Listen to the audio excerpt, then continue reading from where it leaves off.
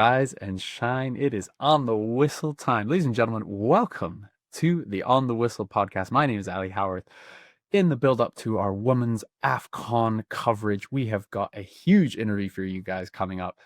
The Super Falcons defender, Ashleigh Plumptre, sat down to chat with me earlier this week ahead of the tournament. She's been on the podcast before ahead of the World Cup. She came on to chat about all things since then. So her move to Saudi Arabia, her injuries, missing out on the Olympics, as well as looking towards this WAFCON, hoping to get a little bit of revenge on Morocco, South Africa, and Zambia. But without further ado, hope you enjoy it. If you do enjoy the work we're doing, our coverage of the Club World Cup, the Women's AFCON, CAF Champion League, everything we do, please do give us a like. Please do give us a subscribe on all our platforms. It really, really does make a big difference. So yeah, let's get into it. Ashleigh, obviously the last time you spoke to us, you were just heading into the World Cup, your first World Cup. It was an amazing World Cup from a Nigerian perspective. Obviously you upset Australia coming out of that group and drawing with a huge team like Canada, and the game against England, which was amazing. But also heartbreaking, obviously, given the way it kind of finished. But how have you been since then? Mm-hmm. Yeah, so the World Cup it's still hard even for me to like reflect on it now, because it was just, even though we were away for a long time, it felt like it went super fast. And at that point I was playing through an injury. And luckily, like, I'm on the other side of that now, which, yeah, I'm super grateful for. But yeah, from World Cup time to now, that's like, it's been 2 years. And since then, there's been the Olympics, which, funny enough, was like, since I was a kid, that was always a dream of mine. I never thought I would like be able to play in Olympics as an athlete. I thought that when I was younger, actually, I wanted to go to medical school. So my dream, like, when you're a kid in school and they say, "What's your dream job?" Mine was to be like a team doctor for an Olympic team, because I was like, that's the only way I'm going to be able to go. Yeah, yeah. I remember writing it down somewhere. Um, and then when I knew it was a possibility to go in Nigeria, I was like, no way. Like, it was, for me, I'll be honest, even though it's controversial, like the Olympics for me was not, I can't really compare them, but it was more of a dream for me than a World Cup. Um, but yeah, it didn't align, even though I had my surgery in April and I made a big, like, I had a big calendar I was away in Doha for 3 months, just rehabbing every day.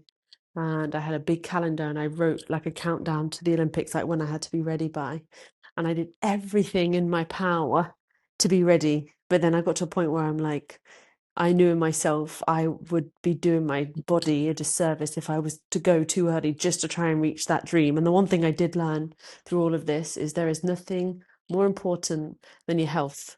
So yeah, so I had to sacrifice that opportunity, which I don't regret, actually, at all. But yeah, that was a tough one. And then since then, it's about just getting fit, being able to play. Like, I'll be honest, at one point I was like, do I just take a year out of football completely just to look after my body? But I really focused on healing, and then I was back. Played all of last season with my club. Obviously managed to get back with the national team, played against France, and then, yeah, like I said, not many camps since then, but nice to still be selected for the tournament now. Yeah, absolutely. And speaking about playing in your club football, obviously you made that move from Leicester to Saudi Arabia to play for Al Ittihad. I mean, what is obviously we hear so much about Saudi football, particularly, and it's almost all geared towards the men's Yeah. side. It's all about Cristiano Ronaldo making £100 million or whatever it is, and all this and the flashiness of it and the kind of controversy of it. Personally, I find the women's side so much more interesting, particularly coming from like an African perspective, because you have some real stars coming into the Saudi Pro League at young ages. I think best example of all, Clara Luvanga, kind of, you know, superstar kind of coming into it. And, she's connected with NDFC, WSL teams, with WSL teams, the sky is the limit for her and she's chosen to go there. And that's not something that you really see in the men's game as much. I find it very fascinating. How has your experience been, both kind of on and off the pitch, for the couple years you've been there now? Yeah, I think what says it all is I was on a 2-year contract and then I extended my contract early. So I'm there till 2027. I mean, I joined um not knowing like to play in Saudi, it was never like, oh, well, that's where I want to play. And even when my dad brought it up to me, I was like, I actually dismissed it completely initially. But I've always been a person that's like football in itself is not necessarily the main driver for me. It's the other things that are connected to football that fuel me and give me fulfillment. And when I spoke with a team, I connect with, like, I'm a big believer in like connecting with genuine people who have good intentions and want to impact other people's lives basically. And I just connected with them straight away, and I got off the call and I said to my dad, I'm like, I think this is it. I think this is the one. And then I spoke to a couple of other teams, but there was just nothing that really drew me in. It was the same kind of typical like football talk, which I understand. That's why I'm going, like, to teams want me for. But I think being in Saudi, I got so many other things like I said, I've been there for 2 years now, and obviously, football wise, I really want to achieve something with the club. But I realized I was joining a project, and I think that's something that I care about the most is like wherever I go, I'm usually there. Like wherever I am, I'm usually there between like 3 or 4 years. And in that time, it's about what can I do as part of that project to like leave some kind of impact, whether it's on the team or the people in the team or the project itself. And I feel like the first 2 years can, like, results wise, we haven't done so great, but I haven't put it's hard because obviously I'm a very competitive person and I want to win. I do have a real drive to win, but I understand the process it takes to get there and getting all the little right bits on board to make that project work. And I just feel like super connected to the club, and like I said, the people, what they did for me. I think one thing I can say about Etihad is I joined them when I wasn't at my fittest. They knew I had an injury, but they still believed in me. And I feel like it's quite rare in professional football, like if somebody has an injury, to take that risk. And they wanted to take that risk and they looked after me. Like I spent 3 months in a different country doing my rehab.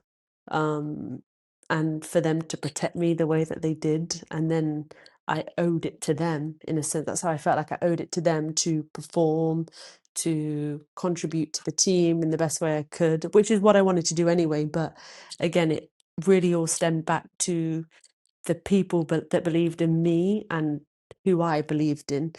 So I think like that's why I feel like indebted to the people at the club. And I really want to, over the next 2 years, like it would mean more. I was saying this to somebody the other day, like I've won the championship with Leicester. I won the national championship when I was at college in the US. But I feel like to win something with Etihad after 3 or 4 years, based on the journey we've been on, and like me personally, but also the team, I just think it would mean the world to me. I really do. So, like, and I think I said this to you before, like, I'm a little bit different in terms of what I want to achieve in football, and it's sometimes things that only me or the people around me would really understand. Um, but I do hope, like, I really connect, like, not just like the club, but the culture, what they're trying to do, in the country. Like we've just set an academy last year, and then for next season there were 90. I think they said 90 young girls at the trials, and I went down, to watch some of the trials because it was before our game. And I was like, to be a part of this is incredible at the time that I'm in Saudi Arabia, to see the investment, the amount of girls getting involved. It's just, I feel like the lucky one, to be honest. I think that's really powerful, and it's also really cool to see, countries like Saudi, but also, I would say Morocco is a great example of a country that's, putting the money where their mouth is in terms of the investment of, women's football, but, right down through the youth ranks and, trying to change kind of a cultural perception of what means to be a footballer and what it means to pursue this kind of stuff. I think it's really powerful. I mean, do you feel like coming in, you mentioned, before we got on the call that you feel a bit more senior in the Super Falcon setup. Do you feel because it is kind of a new project, a new environment, kind of everything's new really? Do you feel like you kind of are not one of the old heads, but you have a bit more of a say in it. You have a bit more like autonomy in terms of what is going on at the club in a way that you maybe wouldn't have if you stuck around in England or if you went somewhere else in Europe or North America. I think that's a good point. Yeah, I think when they brought me in, they looked at, I guess, like my experience up until the point that I joined. And I think a big thing for them was like I'd played, actually, I signed, funny enough, I signed for them before I even went to the World Cup. It just didn't get out. I tried to keep it quiet because I didn't want a distraction. Yeah. So they actually were trying to bring me in just based on being at Leicester. And it's not necessarily like, obviously, Leicester is a WSL team, but they're not like a huge name, but I also know as well that they wanted to bring people in who, yes, had experience. So obviously, there's only a certain number of internationals you can bring in. They wanted to bring in internationals that had ability, but also aligned with the project as well. So it wasn't just bring the best players in. It's like we want to cultivate an environment that will, I don't know, help like the next generation coming through, but everybody's aligned. Um, Sorry, I feel like I can't remember what your question was now. I've gone off topic. No, no, that's great. Okay. No, no, it's about kind of being aligned with the club Yeah. and kind of coming in as with more experience. I don't know, you nailed it. I mean, let's talk about the Super Falcons now because obviously this WAFCON was meant to take place last year. We were hoping it would happen in the summer, but CAF kind of didn't say anything. We didn't know when it was going to happen. I mean, I personally didn't know if it was going to happen. For you as a player, like has that has that been frustrating? You're trying to plan out your recovery, you're trying to plan out your kind of not career because you don't really plan out your career, but you're looking forward to getting revenge on South Africa and revenge on Morocco, and you kind of don't know what's going to happen. Was there even a point where you thought maybe that the WAFCON wouldn't happen? Um, yeah, actually, I know there was talk about it happening. I think at one point somebody mentioned like in November or December time. But I was just a bit more curious on like when are they going to fit it in? Because obviously there was going to be another WAFCON the next year. So obviously next year there's another one. So I'm like, oh, when would they do it? I actually didn't know they would do it this summer. Like I said, I think I was kind of banking on, oh, they'll do it in November, December. But then even then, it doesn't give a lot of time for rest because there was the Olympics. Then people start their season and then trying to do it in an international break. Yeah, so I was just kind of waiting to see, I guess. Yeah, and does that like is there a sense? Because I mean, I certainly I don't I can speak from my perspective as a journalist. Where the last WAFCON, it was amazing. The amount of excitement and international like presence and viewership, and I mean even just that semifinal you were in with Morocco. I still maintain that that was the best atmosphere you will ever get kind of at a game. It was incredible, like spine chilling, kind of being on even on the side, let alone on the pitch. Was there a sense from your guys' ends as players of, like, almost like a frustration that it's like, "We've had this momentum, we've done so well in the 2022 AFCON, we've done so well at the World Cup," because again, all 4 African teams kind of really excelled, especially Nigeria at the World Cup, kind of blew everyone away, and then there was almost a sense of like, "Okay, well, then there's nothing," like, that what's next? Was there a sense of that you kind of were missing out on that building? Because you've talked a lot about how much kind of growing the game is important to you and things outside of just winning and being, playing and, is there ever a sense of that, of like a sense of frustration with kind of it not taking off in the way that maybe we kind of hoped it would? Yeah, I think, I mean, we've even spoken about it here that it's I guess it's a real shame that if you look at the promotion around the Euros, for example, it's huge. And in every European country, not even Europe, like all around the world, you see people. I follow a couple people from like the US who are traveling there, and the the build up to the Euros, it's been months and months in advance, and for us, it's like the build up is now pretty much just around the corner from WAFCON. So, um, yeah, I just think it's a shame that they're still not the same. People still don't appreciate different tournaments equally. And like you said, like there's every right to be just as excited because like you said, I don't think I've ever played, yeah, you're right. I don't think I've ever played in an environment more grand, I guess, than that game against Morocco. I've never played anything like that before. And yeah, how much were people really talking about it? Because I think if you really think about it, if that game was a game in the Euros, that would be spoken about for a long Oh, time. Right? 100%. It would be legendary. Like Yeah, it yeah. genuinely would. Mm. So yeah, I try sometimes I try and something I try not to make too many comparisons, but with things like this, it's just very obvious that there's not the same attraction when I don't see any reason that there shouldn't be, especially in terms of the talent. Because funnily enough, like even though there's not a lot of talk about WAFCON, there are clubs that are, scouting African players from this tournament and bringing to their clubs overseas. So people know about it, but it's not necessarily publicized. It's like let's secret let's secretly go scout all the Yeah. players that we want and leave. Well, no, let's Yeah. showcase what's actually being staged, and Morocco really hosts this tournament really well. Like last time we were here, it was really well organized. Like let's promote that and celebrate that actually. Never mind promote it, celebrate the what's on show here.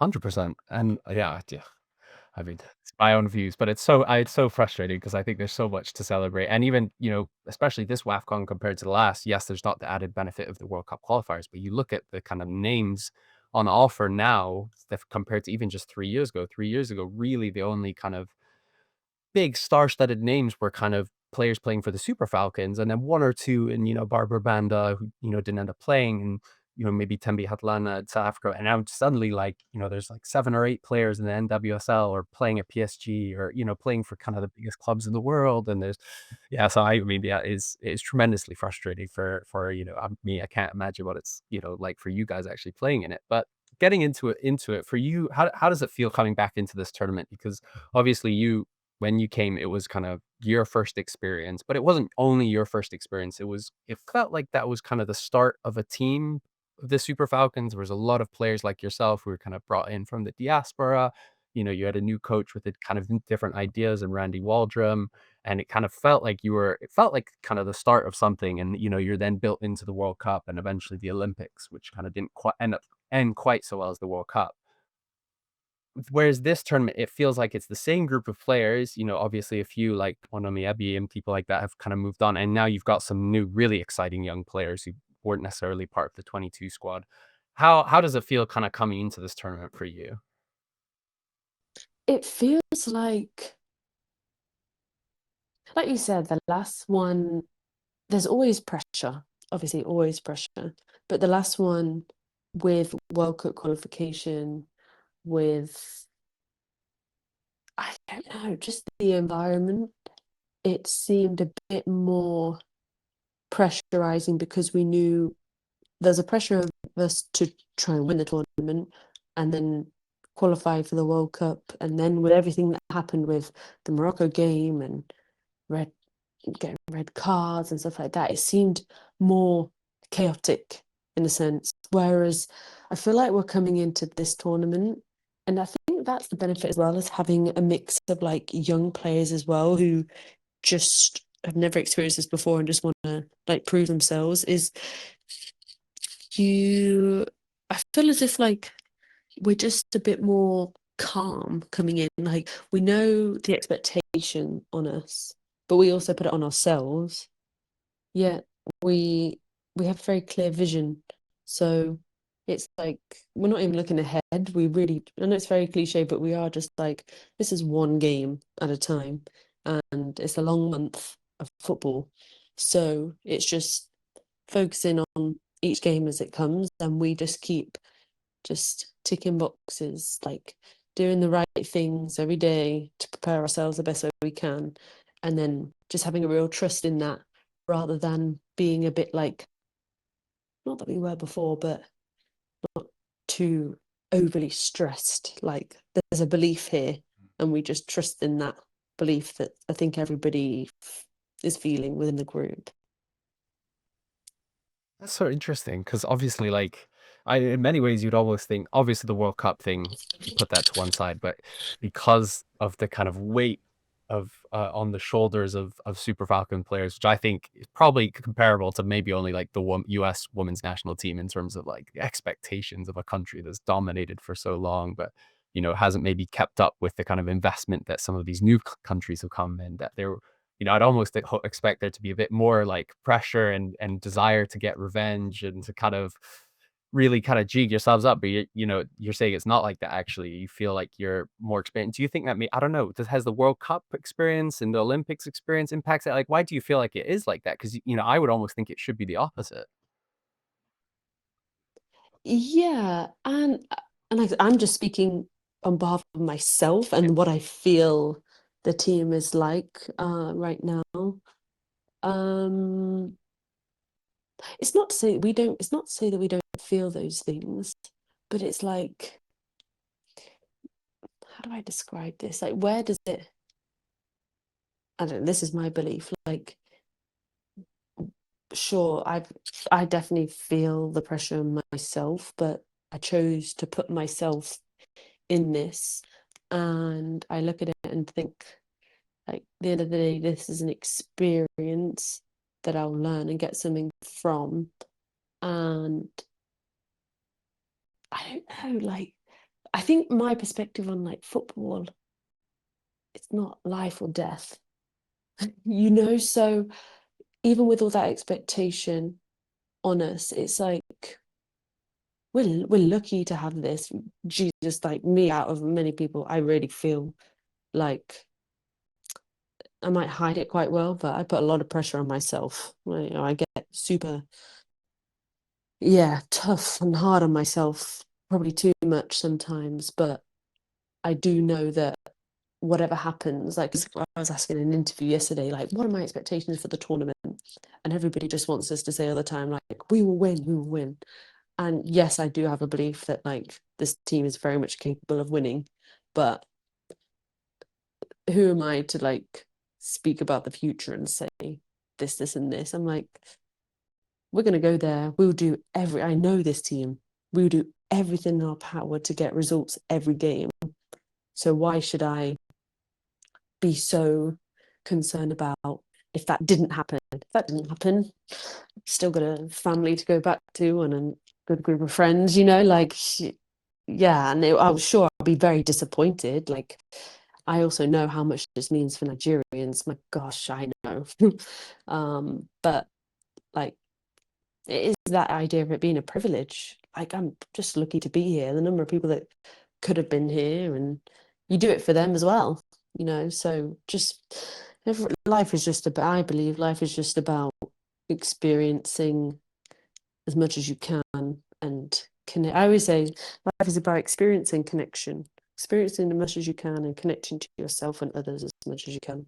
So yeah, I'm blessed that I get to do that That here. sounds like far too healthy an outlook, coming into a tournament. That is kind of outrageous, not just the kind of single-minded kind of everything is all in this and everything else just disappears and they're the end of the world. But I mean, it's a great point because, last LAFCON's the perfect example. You guys are definitely good enough to win it, and it kind of all falls on a knife edge of a kind of Mhm. freak red card, and then you still almost get through that game against Morocco. But, it was all just like a toss of a coin. It could have gone so differently, and then we Exactly. could be saying that this isn't Mission X, it's Mission XI or whatever. I don't know how it would be branded then. Um, it's actually, you've talked about the kind of calm way in which the camp has been, the kind of the way in which it feels a bit more you feel confident and sure in the group in the maybe a way that the last one felt a bit chaotic. I have to ask because obviously it was a huge topic at the last WAFCON and at the World Cup because with talking about finances and the players being paid. Obviously at the WAFCON, for those who don't know, you guys had to end up striking training for that third place playoff game, and then there was issues around payments to the World Cup. I've interviewed Randy Waldron before, and we talked about not being paid 18 months or 14 months or whatever it was wages. What are you guys in a good place in terms of the federation and the relationship there and being paid? What kind of is the situation coming into the tournament, and are we gonna hopefully avoid what happened at the last WAFCON? Mm. Yeah, for sure. We do not want to be in the situation we were in at the last WAFCON, like having discussions about not attending training and things like that really does just throw you off. Like, as much as we try and stay focused, it obviously does impact you. But I think like we have discussions as a team about like our own expectations, but also like even when we arrived here in Morocco, we spoke just as a group of players about like where's everybody's head at? Mm. What are they feeling? What questions do they have? How can we help each other in this? And ultimately, like we know that by keeping our head down in terms of like focusing on what we need to do, we can use our voice through that. So yeah, there's nothing honestly, like I said, it's like very much as camp, it's a way more like like what's it called when you got your headlights on and we know what we're focused on and all those things that obviously are these things obviously for some people this is like their livelihood, so I get it, like in terms of getting paid and things like that, and we all are all on the same page with it, but it's just making sure that we honestly it's like let's do what we can do on the pitch, and the other things like we'll find a way to take care of that based on how much camaraderie we have, which I really feel right now. So it's like, let's just focus on us. Let's not get too caught up on, because like I said, like everybody had their own little thing about it, but then we all came together. We have a very good team environment, like as players, where like, you know what, I know you feel this and I know you feel this, but collectively, this is our focus and we'll deal with this and this when we need to.